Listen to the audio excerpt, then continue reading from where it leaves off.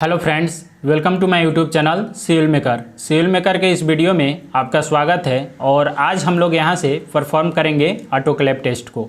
देखिए, autoclave test perform करने से पहले आपको ये समझना होगा कि साउंडनेस क्या होता है। और साउंडनेस समझने के लिए आपको हमारे बिल्डिंग मटेरियल के प्लेलिस्ट में जाना होगा। वहाँ पर मैंने साउंडनेस क्या होता है, और अगर हम लोग साउंडनेस को समझ लेते हैं तो उसके बाद जो होता है एक्सेस लाइम और एक्सेस मैग्नीशिया, एक्सेस सल्फेट के कारण जो आपका कॉज होता है साउंडनेस में, तब आपका क्या बनता है, अनसाउंडनेस बनता है। ठीक है, तो अनसाउंडनेस उस कॉज के कारण जब बनता है तो हम लोग कौन से टेस्ट को परफॉर्म करके अनसाउंडनेस को पता लगा सकते हैं, इसके बारे में मैंने डिटेल कॉन्सेप्ट के साथ पिछले वीडियो में बताया हुआ है। ठीक है, यानी बिल्डिंग मटेरियल के soundness test by Le Chatelier method को देखेंगे तो वहाँ पे ये सारे कॉन्सेप्ट आपको मिल जाएंगे। उसके बाद आपका साउंडनेस टेस्ट को हम लोग दो तरह से परफॉर्म करते हैं। पहला होता है ली चार्टलियर मेथड और सेकंड होता है ऑटोक्लेव टेस्ट। पहला मेथड जो होता है इसके पहले वाले लेक्चर में हम लोग कंप्लीट किए हुए हैं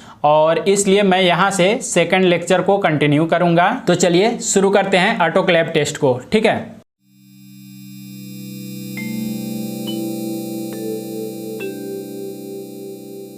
तो फ्रेंड्स, स्क्रीन पे आपको बिल्डिंग मटेरियल्स का 24 लेक्चर में साउंडनेस टेस्ट आ चुका है। और साउंडनेस टेस्ट में आप देखेंगे टेस्टिंग ऑफ सीमेंट में होता है लेबोरेटरी टेस्ट फॉर सीमेंट। ये सारे टेस्ट जो हम लोग परफॉर्म कर रहे हैं क्या होते हैं, लेबोरेटरी टेस्ट में परफॉर्म किया जाता है। इसलिए इसमें लैब में इक्विपमेंट रखा जाता है। ठीक है, इसलिए लैब के द्वारा जो इक्विपमेंट होता है उसके द्वारा हम लोग टेस्ट करते हैं। तो सारे टेस्ट में अलग अलग इक्विपमेंट के द्वारा अलग अलग टेस्ट को परफॉर्म किया जाता है। और आज का जो टेस्ट हम लोग परफॉर्म करेंगे ऑटोक्लेव टेस्ट, इसमें हम लोग ऑटोक्लेव के द्वारा इस टेस्ट को परफॉर्म करते हैं। तो यहाँ पे स्क्रीन पे जो आ चुका है आपका ऑटोक्लेव मशीन आ चुका है, यानी ऑटोक्लेव आ चुका है। तो यहाँ पे इस ऑटोक्लेव के द्वारा आज का टेस्ट हम लोग परफॉर्म करेंगे। ठीक है, तो नेक्स्ट हम लोग बढ़ते हैं कौन से इंग्रेडिएंट के द्वारा ये कॉज होता है, तो इस टेस्ट को हम लोग परफॉर्म करते हैं। ठीक है, तो this test is conducted on cement to determine the unsoundness due to free lime and free magnesia. यहाँ पे आपको बताया जा रहा है this test is conducted on cement to determine the unsoundness due to free lime and free magnesia. ठीक है, यानी इस टेस्ट को हम लोग कंडक्ट करते हैं, कब करते हैं, जब आपका फ्री मैग्नीशिया और फ्री लाइम के द्वारा। फ्री लाइम और फ्री मैग्नीशिया कहने का क्या तात्पर्य है, मतलब ये हुआ कि अगर मान लीजिए कि लाइम का क्वांटिटी हम लोग ओपीसी सीमेंट में 67% लेते हैं और उस सीमेंट में एक मैक्सिमम जो क्वांटिटी होता है 67% लेना होता है, 62 से 67% लेते हैं। अगर मान लीजिए कि उस क्वांटिटी को हम लोग 67% से लाइम के क्वांटिटी को हम लोग ज़्यादा कर दिए, बढ़ा दिए, तो उस केस में क्या होगा कि एक्सेस लाइम हो जाएगा। ठीक है, यानी एक्सेस लाइम के कारण क्या होगा, अनसाउंडनेस बनेगा। ठीक है, उसके बाद उसमें 3 इंग्रेडिएंट होते हैं अनसाउंडनेस को कॉज करने के लिए। जो पहला होता है लाइम के कारण होता है, उसके बारे में हम लोग डिस्कस कर लिए। सेकंड जो होता है आपका मैग्नीशिया के कारण होता है। ठीक है, तो मैग्नीशिया के कारण ओपीसी सीमेंट में उसका जो रेंज रखा गया है 0.1 से 3% तक रखा गया है। ठीक है, अगर मान लीजिए कि मैक्सिमम हम लोग 3% इसका रेंज हुआ, तो इस रेंज में अगर हम लोग 3% से जैसे ही मैग्नीशिया का क्वांटिटी हम लोग ज्यादा रखेंगे तो वहां पे आपका अनसाउंडनेस कॉज होगा। थर्ड जो होता है सल्फेट, तो सल्फेट का क्वांटिटी हम लोग 1 से 3% रखते हैं। ठीक है, अब जैसे ही 1 से 3% में 3% से ज्यादा आपका सल्फेट का क्वांटिटी होगा तो वहां पे आपका सल्फेट जो है अनसाउंडनेस को कॉज करेगा, यानी वो सीमेंट आपका अनसाउंडनेस सीमेंट बनेगा। ठीक है, तो सीमेंट आपका अनसाउंडनेस सीमेंट बनेगा। तो यहाँ पे ओनली लाइम के कारण अगर साउंडनेस बन रहा है तो हम लोग ली चार्टलियर मेथड को प्रिपेयर करके वहां पे अनसाउंडनेस को पता लगाते हैं, जांचते हैं। ठीक है, उसके बाद अगर मान लीजिए कि लाइम या मैग्नीशिया के कारण आपका साउंडनेस कॉज हो रहा है, यानी अनसाउंडनेस सीमेंट बन रहा है, तो हम लोग ऑटोक्लेव टेस्ट को प्रिपेयर करते हैं। तो इसलिए यहाँ पे बताया जा रहा है कि this test is conducted on the cement to determine unsoundness due to free lime and free magnesia. इस टेस्ट को हम लोग कंडक्ट करते हैं या डिटरमाइन करते हैं फ्री मैग्नीशिया और फ्री लाइम के कारण। फ्री मैग्नीशिया और फ्री लाइम का कारण आप समझ चुके हैं कि फ्री मैग्नीशियम और फ्री लाइम कहने का क्या मतलब हुआ। मतलब ये हुआ कि इसका क्वांटिटी हम लोग उसके रेंज से ज़्यादा लेंगे तो ये सीमेंट आपका अनसाउंडनेस को कॉज करेगा, यानी तब आपका ये सीमेंट अनसाउंडनेस सीमेंट बनेगा। ठीक है, अब उसके बाद है this test is conducted by using the autoclave mould having dimension 25 mm, 25 mm and 250 mm। यानी कि इस टेस्ट को परफॉर्म करने के लिए हम लोग ऑटोक्लेव मोल्ड को बनाते हैं जिसका डायमेंशन होगा यानी विड्थ होगा आपका 25 mm और डेप्थ उसका होगा यानी 25 mm। और उसमें अगर उस ऑटोक्लेव मोल्ड की बात करेंगे तो लेंथ आपका क्या होगा 250 mm का होगा।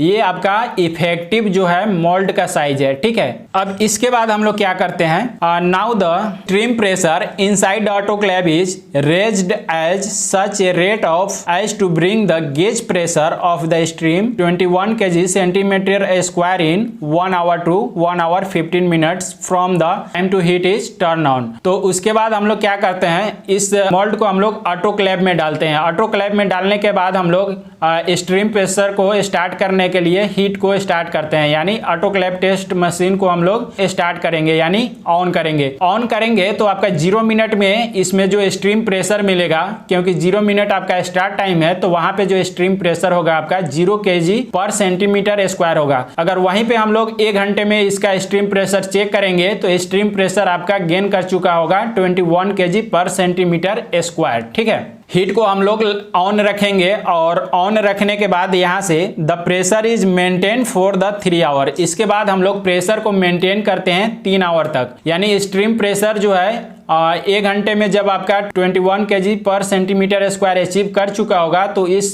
स्ट्रीम प्रेशर को हम लोग 3 घंटे तक मेंटेन रखेंगे। जब स्ट्रीम प्रेशर आपका 3 घंटे में मेंटेन रहेगा तो आप समझ सकते हैं कि स्टार्ट में हमने 1 घंटा वेट किया 21 kg पर सेंटीमीटर स्क्वायर स्ट्रीम प्रेशर को अचीव करने के लिए, और उसके बाद इस प्रेशर को हम लोग 3 घंटे तक मेंटेन रखेंगे। यानी टोटल जो हम लोग को इस टेस्ट को परफॉर्म करने के लिए टाइम टेकन होता है यानी 4 आवर होता है। ठीक है, the autoclave is cooled and length of the specimen is measured again। इसके बाद हम लोग क्या करते हैं, आपको पता है कि इस ऑटोक्लेव स्पेसिमेन का लेंथ आपको कितना है। ठीक है, यानी विड्थ आपका 25 mm था, डेप्थ भी आपका 25 mm था, लेंथ कितना था 250 mm था।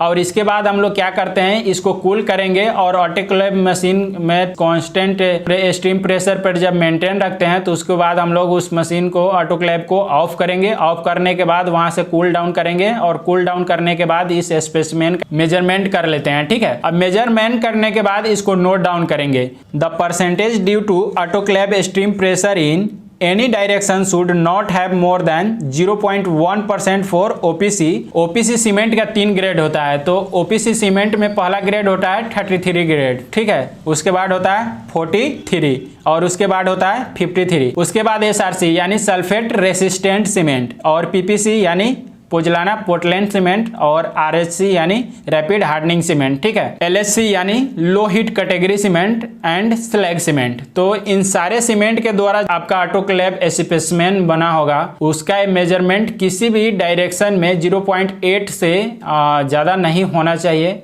इंक्रीजिंग जो लेंथ होगा वो आपका 0.8% से ज़्यादा नहीं होना चाहिए। वहीं पे अगर मैसनरी सीमेंट की हम लोग बात करेंगे तो मैसनरी सीमेंट में किसी भी डायरेक्शन में ये स्पेसिमेन आपका 1% तक भी इंक्रीज होगा तो आपका सेफ होगा, यानी वहाँ पे साउंडनेस सीमेंट ही होगा, अनसाउंडनेस सीमेंट नहीं होगा। अगर जैसे 1% से ज़्यादा आपका इसका मेजरमेंट मिल रहा है तो हम लोग यहाँ पे समझेंगे कि ये सीमेंट आपका अनसाउंडनेस को अचीव कर चुका है। तो इस तरह से हम लोग ऑटोक्लेव के द्वारा इस टेस्ट को परफॉर्म करते हैं।